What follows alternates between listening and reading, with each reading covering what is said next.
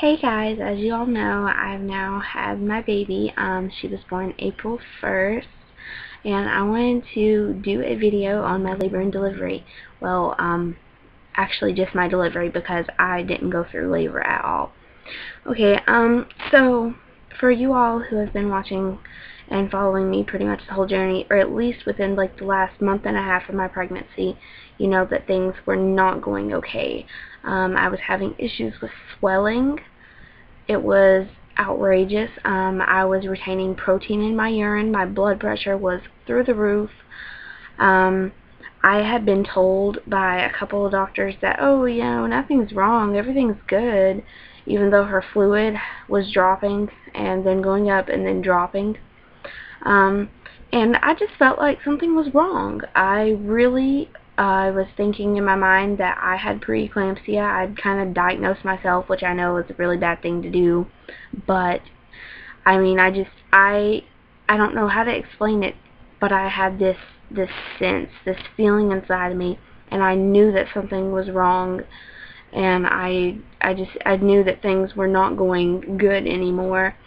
So in April 1st, early in the morning at like 10 o'clock, I had a doctor's appointment. And my plan was to go into the doctor's appointment and to ask my doctor about possibly being induced. I was due to have her due date was April 7th, and it was April 1st, so it was only 6 days before that due date.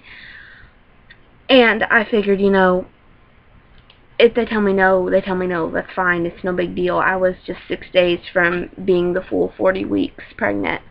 Anyway, so, the appointment was both an ultrasound and a checkup, and they always do the ultrasound first. So, you know, they take my blood pressure, it's through the roof, they have me pee in the cup, of course the protein is there, and it was up to a 3. 3 days ago when I last went to my doctor, it was a 2. So it went up 1 point in 3 days. So anyway, when they did the ultrasound, the tech was having a lot of issues, and she kept taking the measurements over and over and over again. And in my experience, when they start doing that, that means things are not okay. They're not seeing what they want to see. So to start off with, her fluid was low. Her amniotic fluid was a 2. 3 weeks ago when I'd had my last ultrasound, it had went back up and things were looking good. Her fluid was an 11. And it was a 2. So that was really bad. She failed her biophysical profile thing. It's what they do. You know, they look at the fluid, they look at her heart rate, they look at her movement. She didn't move for the test. Her heart was beating, and her heart rate looked okay, but she was not moving. And that concerned the tech. And the tech told me before she took me back to the room to talk to my doctor that, you know, I would more than likely be having that baby today. They would induce me, which really kind of excited me and scared me. And also with the ultrasound, the tech measured her over and over, looking at her growth. The first time she took her measurements, the tech got 6 pounds 6 ounces. The second time she got 6 pounds and 5 ounces. 3 weeks ago, Abrielle was estimated at 6 pounds 7 ounces. She had stopped growing. In fact, she had lost growth according to their ultrasound. She was looking smaller. So, I go back there in the waiting room, and I'm laying there on the table undressed from the waist down, and I'm crying because I'm so scared. Like, I'm excited because I'm thinking in my mind, okay, you know, today might be the day we might finally get our baby, but at the same time I'm thinking things are not good. This doesn't look good. I don't feel right. I definitely feel like something is wrong. You know, I'm kind of freaked out about it. So, I didn't get to see Angie. I was seeing Regina, which is a nurse practitioner that's at the OBG clinic.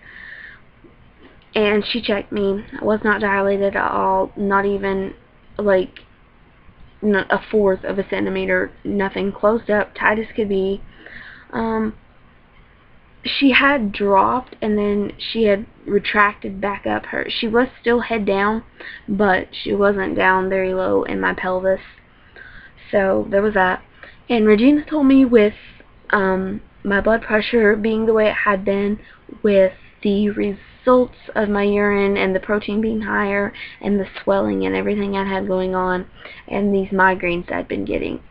Gina tells me that in her medical opinion, I definitely have preeclampsia, just like I thought I did. And she said, that Dr. Peters could determine that. He's the one on call. She told me she'd send me over to the hospital to be admitted, and it'd be up to them whether I got to have the baby or what exactly. But she said that she was recommending that Peters go ahead and induce me and let me have the baby, because, as she put it, my uterus was now a hostile environment for Abrielle, and things were looking bad for her. Things were going downhill quickly. So we go over to the hospital. They put me in a triage room before they admit me, because Peters wants to check me. They do a cath to get a urine sample, still protein. Oh, I hate those things. They hook me up. They're watching my blood pressure, and the doctor comes in finally to talk to me, and he tells me that they normally don't induce until late at night or very early in the morning, that during the middle of the day they will not induce me, and plus, before they can even induce me, he said they would need to give me this pill, stick this pill up in my cervix to get it to dilate and soften and open up, because he even checked me and I was not dilated at all. And he right then and there told me, yeah, preeclampsia. And he also told me, that I was a candidate for a C-section. He said, with my stature being what it is, because I'm very small, and he said my hips are pretty narrow, and he's just not sure how my body would handle childbirth, especially considering it's not prepared whatsoever. It was not ripening. It wasn't ready to go through labor. And he also said that he wasn't sure how Abrielle would handle labor because her fluid was so low. And he told me, he's not sure exactly what it is, but something is definitely not right in there. So at that point, I'm very nervous and scared. Sam is not with me. His mom, Donna, was with me. I have called my dad and told him to be on standby. I've called my mom and told her to please bring my hospital bag and get up here now. I need you. So it's probably 3 o'clock, and I've been admitted, and I'm in a regular labor and delivery room when Peters comes and talks to me and tells me that he does not want to induce me. He wants to perform a C-section, and soon. He told me that he was afraid that it was he told me he was afraid that if I was allowed to labor, we would wind up definitely doing a C-section, and he was afraid that labor might cause her vitals to go down, put her in distress, and that there was a possibility that we could lose her. So, as my blood pressure has been climbing in the last few hours, he says that it's better to just go ahead and prep me and do it now, and go ahead and take the baby out. So Sam gets up there, my mom gets up there, my aunt is there, Sam's mom and his stepdad are there. I have signed the consent papers. The nurses are coming in, and they're giving Sam these scrub things to put on. They're putting IV in me. They've shaved me, and they're prepping me to go into the operating room and kind of explaining what's going to be happening to me. And I know it seems like a long time, but all of this happened really fast. And by 5:15, they're wheeling me out to the operating room. Okay, so once we get in there, Sam does not get to go back with me right away. The nurses take me in there, and they bring in the anesthesiologist, who talks to me about the spinal that she's going to administer and what it's going to do to my body and how it's going to feel. And so after that, she gives me 2 rounds of a general anesthetic to numb my back before she inserts the big needle. And then once that big needle goes in, I can't really feel it. I can feel it entering me. It's just like a push feeling, but once the medicine is injected, that's what I feel. It's super cold, and it just feels like ice water coursing up and down my spine. And it doesn't even take 2 minutes probably before I start to feel the effects of the spinal. My legs are so numb and so heavy that I can't even lift them to lay back down on the bed. So they lay me back down, and they start pumping me with I don't even know what it was, some drug to help with nausea, because I was seriously feeling so sick. That was the only thing I kept telling them, was I'm gonna puke, I'm gonna puke, I feel sick, I feel sick.